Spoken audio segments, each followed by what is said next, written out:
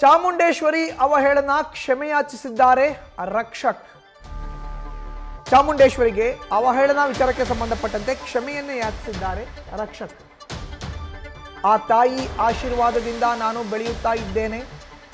ನಾನು ಚಾಮುಂಡೇಶ್ವರಿ ಕುರಿತು ಹೇಳುವಷ್ಟು ದೊಡ್ಡವನಲ್ಲ. ಯಾರಿಗಾದರೂ ಬೇಸರವಾಗಿದ್ದಲ್ಲಿ ನಾನು ಕ್ಷಮೆಯನ್ನು ಯಾಚಿಸ್ತೇನೆ. ಮುಂದೆ ಇಂತಹ ಅಚಾತುರ್ಯಗಳು ನಡೆಯುವುದಿಲ್ಲ ಅಂತ ರಕ್ಷಕ್ ಕ್ಷಮೆಯನ್ನು ಯಾಚಿಸಿದ್ದಾರೆ.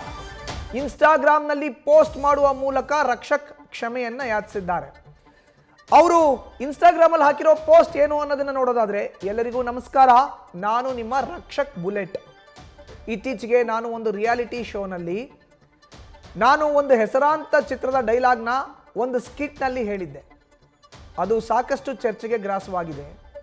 ನನ್ನ ತಂದೆಯವರಾದ ದಿವಂಗತ ಬುಲೆಟ್ ಪ್ರಕಾಶ್ ಅವರು, ನನ್ನ ತಾಯಿಯವರು ಹಾಗೂ ಎಲ್ಲ ನಮ್ಮ ಕುಟುಂಬದವರು ಪರಮ ದೈವ ಭಕ್ತರು.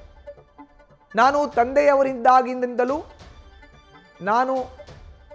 ನಾವು ತಾಯಿ ಚಾಮುಂಡೇಶ್ವರಿಗೆ ಪೂಜೆಯನ್ನು ಮಾಡುತ್ತಾ ನಡೆದುಕೊಂಡು ಬಂದಿದ್ದೇವೆ.